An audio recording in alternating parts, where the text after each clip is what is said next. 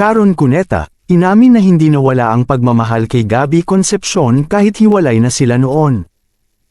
Nung naghiwalay kami ni Gabby, mahal na mahal ko pa rin si Gabby.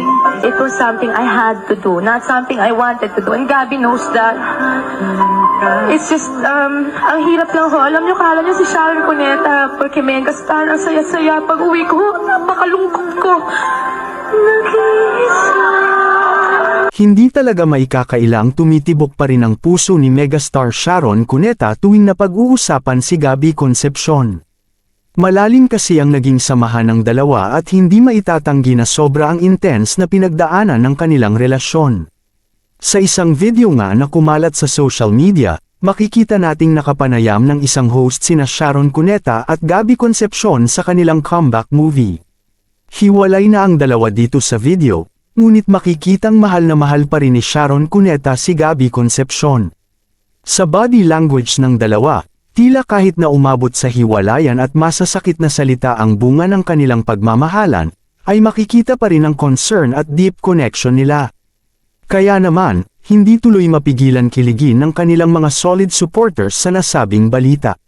May isang video rin na lumabas kung saan sinabi ni Sharon Cuneta na isa sa pinakamasakit na yugto ng kanyang buhay ay ang paghihiwalay nila ni Gabby Concepcion.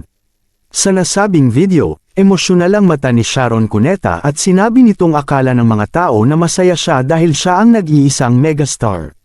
Ngunit, sa totoo lang ay malungkot at madilim ang kanyang pinagdadaanan, at sobra ang sakit ng dulot na hiwalayan. Sinabi pa nitong kahit na naghiwalayan na sila ni Gabby Concepcion noon, ay hindi nawala ang kanyang genuine love at feelings para rito. Samantala, sinabi ni Sharon Cuneta na masaya siya ngayon dahil sa kanilang reconciliation ni Gabby Concepcion.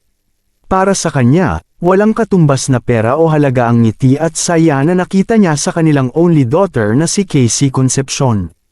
Ito kasi ang ultimate wish ni Casey Concepcion, at patuloy itong gagawa ng mga bagay na magpapasaya sa kanilang unang anak.